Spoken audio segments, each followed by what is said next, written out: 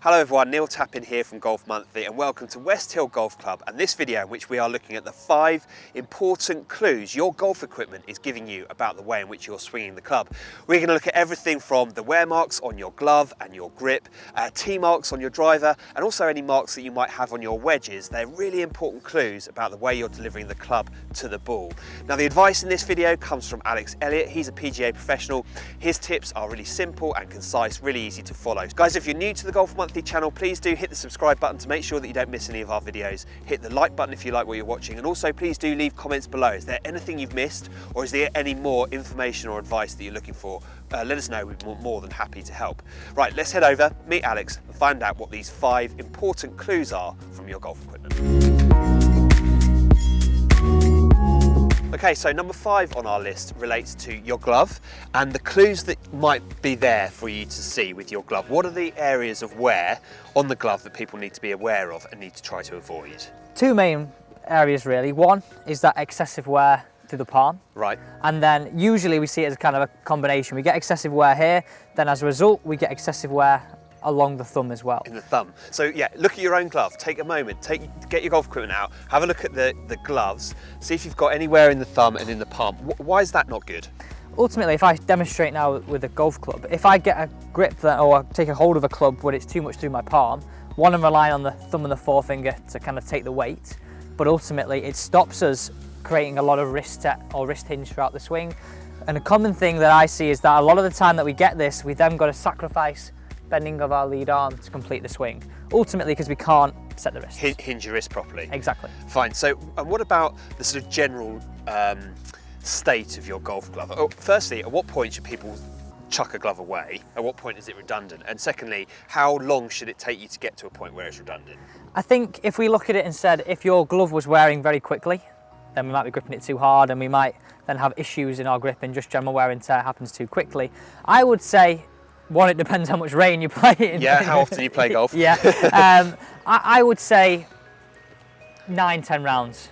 Fine. And that's be someone that would be probably very taking care of their appearance and wanting to have a nice fresh glove every time. You could probably get a bit longer. Yeah. But I'd say probably 2 or 3 a season would be a good. Yeah, fine. So more, I mean, 9-10 rounds, that's quite, if you're somebody that is really into your golf equipment, exactly. You want your stuff to be, if you're not, and also don't forget, you can store old gloves in your bag and use them when you practice. That's a good thing to do. Exactly. So look out for wear and tear on your glove. It could hold some important clues as to what you might be doing wrong in your swing. Okay, so the next one on the list relates to wear marks on your golf clubs. On my golf clubs, without question, commonly my wear marks tend to be slightly more towards the heel than they are towards the centre, which is a dangerous place to have your wear marks.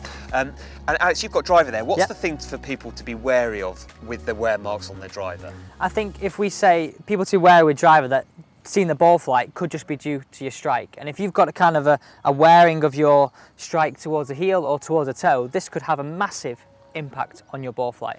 So what you're saying is that you could end up seeing the ball drawing or fading when actually your swing isn't the problem. It's actually the strike that's causing that. Yeah, exactly. Because we've got a driver here and we've got all modern drivers now very forgiving. They've got the centre of gravity low and far back. This creates gear effect in the driver. So if I was to hit one out the heel now, this would cause the heel of the club to kick back a little bit, the ball to work in the opposite direction, and we might actually start seeing a slice or a big fade curvature. And then you'd end up possibly putting some drills into play or working on your swing thinking that you're coming over the top of it when actually that's not the case. Exactly that. And then the same thing would happen from the toe. People that are hooking the ball excessively could just be that they're catching this ball out the toe kicks back a little bit, the ball works like cogs and gears in the opposite direction, causes that ball to move right to left curvature. Okay, fine. So how do you work on the quality of strike? What's something that we all need to do from time to time? Doesn't matter what handicap you are, how do you do it? Foot spray, really easy. Or even when you go to a driver fitting, you can get this face tape that you put on it. Now that will affect the ball flight because of friction, so foot sprays would be your best option here.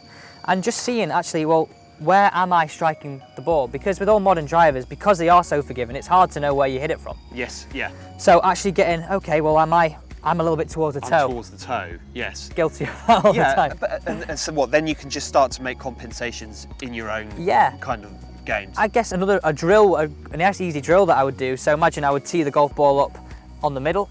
I would then place a tee just inside this, and I would try and take out the inside tee, and that would hopefully move my strike from the toe into the middle, and vice versa. Tee a ball up and put a tee just peg just outside the golf ball and try and take out the outside tee peg as well, and again moving that strike from heel to the middle. I think we can all agree that striking the ball from the centre of the club face is fairly important when it comes to golf. There's some great tips there from Alex to help you first identify where your strike pattern is and then to hone it in so that you get it a little bit more centred a little bit more often.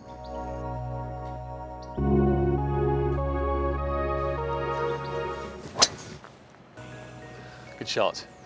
Now, one of the most obvious signs to look out for with your golf equipment is the tee marks that get left on your driver after you've hit a shot. Take a look at the sole plate of your driver. You'll probably see where the tee is running. And Alex, what's the thing that people need to look out for here? The most common fault that you think people need to... So most common ball flight is left to right slice, whether that be for a right-handed player or a left-handed player as well. And these tee marks will generally run from the heel all the way across to the toe on a kind of diagonal motion. Okay, now, good question here for you then is, why does it start in the heel? Why exactly do the tee marks begin on that part? Because it would suggest that we've got a path that's travelling from out to in. So if I showed you here, over-exaggerated, this club head would be travelling from outside the line to inside the line. So we could imagine like we're grating across this ball and that tee is slashing across the sole of your club. So, question then, if you hit, if the person watching this hits a fairly consistent fade, is that a problem? No, I mean, what I would say though, the more your path is out to win, the more diagonal that these tee marks will probably become. Fine, so if yours are particularly aggressive, they're going kind of sideways across then it is something you need to sort of work on.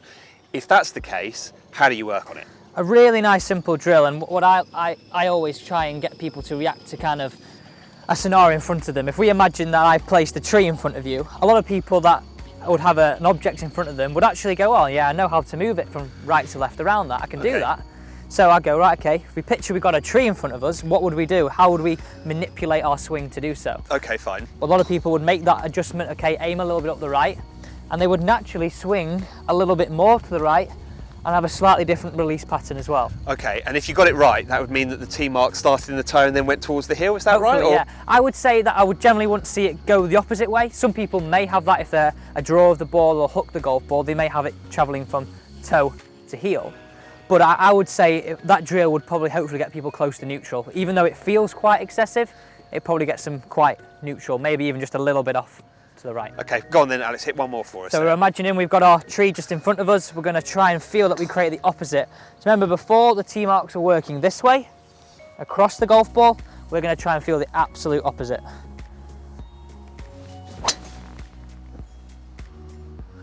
Good shot. Right, so the next one on our list relates to your wedges and where the wear marks are around about the sole.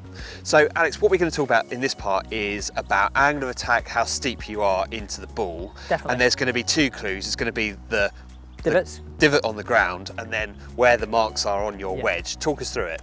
First off, I see a lot of people that struggle with that kind of steep contact in the back of the ball, or one that fires out really low and spinny and out of control, is that a lot of the time people get this steep angle of descent into the ball. So the club would almost get stuck in the ground and we create a big divot. And when this ground is wet, we also take a long, large divot as well, especially over a pitching distance. So one would be a steep divot, so a very deep divot. And then secondly, we'd probably start to see a little bit of wear around this leading edge because that's doing a lot of contact in the ground. We start then to see a lot of wear around this area. Okay, fine. So if you were using the sole of your wedge, as so many coaches are now teaching the short game, you would get more of an even wear across the bottom of the sole because you'd be using that sole a little bit more often.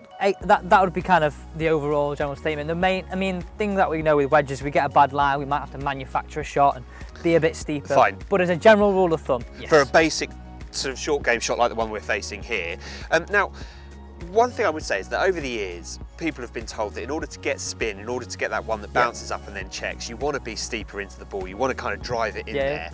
But actually, that's not what you're advocating. I mean, to create spin, it's something called spin loft. So it's a difference between the loft you've got on your face and your angle of attack. So it's the vector that you create between it. Now, there is a mean point at which you go beyond this point, it'll drop off a scale and you won't create any spin. But generally, more loft and either moving face up, so adding more loft, or steepening the angle of attack and keeping the same face will add spin. Thing you've got to understand here is that if you move your angle of attack and face by the same amount, or you're going to change your trajectory. Right, Changing one of these vectors will create some spin. Okay, fine. So show us how you play this particular shot. Granted, this is probably, like, as a playing point of view, it's probably one of my worst areas of my game, but the analogy that I like to use, because I'm one of them people that do get steep into the back of the ball, I like to think of the bottom of this club being the wheels of a plane. So I like to feel like I just get the wheels of the plane just touching down. Right, okay, just brushing the ground. Yeah, so not crash landing, and not aborting the landing and scooping it, just feeling I'm going to get it brushing the ground. Okay, so good. Hopefully like you're playing Yeah, nice analogy, I like it.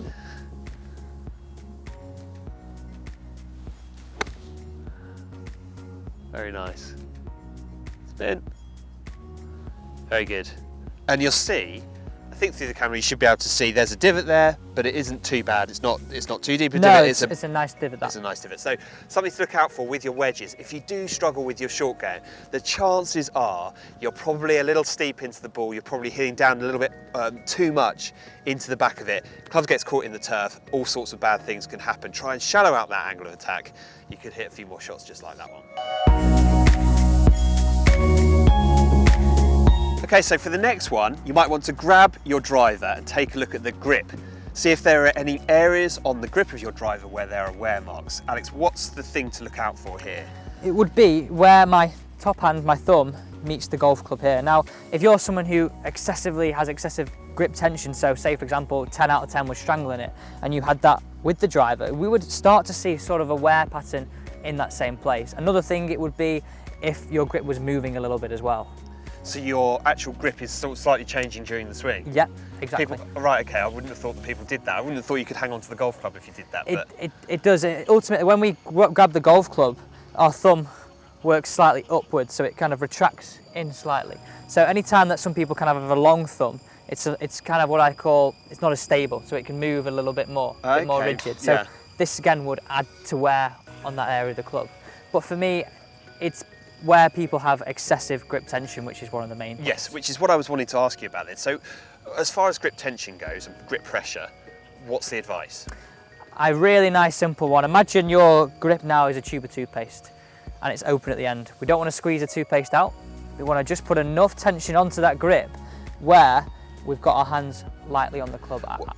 Why don't you want to grip it too hard? I mean, I all fine, but why don't you? What's the problem with gripping it so hard? Big thing is release. If you were to grip it really hard now, this tension then travels up your forearms. So it's a lot less of a forearm release and arms and body working together. We're more likely to hold on to this club face. Okay. Other points are in terms of actually creating a turn during the backswing, that tension travels up the body. Up the body, right. So you can find that tension spreads from your hands up through your arms, and then before you know it, you're not actually turning very effectively. Yeah, and if we've got that tension on the range, we turn it to the first tee as well. And that's where we're probably going to be most nervous. Okay, go on then, hit one for us. So I'm trying to feel like I'm gripping a tube of toothpaste. Good shot. So there you have it. Those were our 5 most important clues that come from your golf equipment about the way in which you're swinging the club. If you've liked what you watched, please do hit the like button and also leave some comments below. Have you got any questions about anything we've talked about in this video? We'd be more than happy to help out and give some answers where we can. And have we missed anything out? Are there any signs that your golf equipment is giving you about your swing that you'd like some information on? Again, we'd be more than happy to help out. But for now, from West Hill, it's goodbye.